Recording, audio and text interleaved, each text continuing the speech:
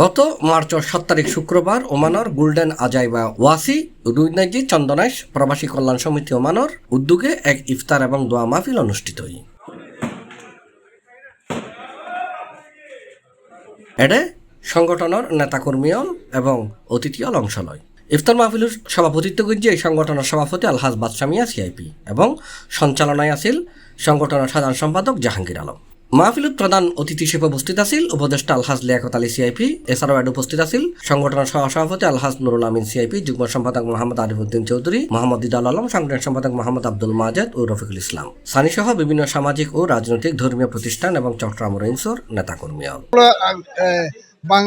বাংলাদেশের মতো একটু লাগে অনুভব করলে মারা যারা বহুত মানুষ তারা সুন্দরভাবে আয়োজন করছে, তারা ব্যাকুণ ধন্যবাদ।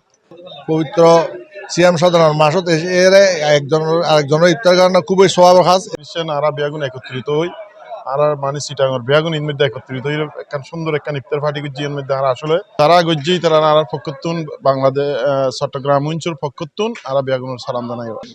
ইনশাআল্লাহ এই বছর আর 2025 সালে আবার এই বছর করলাম। তো আর সন্তানেশের বিবাহিত সন্তানেশের ঐতিহ্য 2003 সাল থেকে নিয়ে আমরা সমিতিটা চালু আছে। ইফতার মাহফিল শেষে বিশ্ব মুসলিম উম্মাহ এবং প্রবাসী আল্লাহ দোয়া ও মোনাজাত পরিচালনা করা হয়। আল্লাহ যে উদ্দেশ্য নিয়ে আল্লাহ এই মাহফিল করেছেন ওরা সবার উদ্দেশ্য কবুল আর মঞ্জুর করে নাও। আল্লাহ আমরা সামনে আরো করতে পারি মতো আমাদের তৌফিক দান। اللهم صل على سيدنا مولانا محمد وعلى آل سيدنا مولانا محمد وبارك وسلم।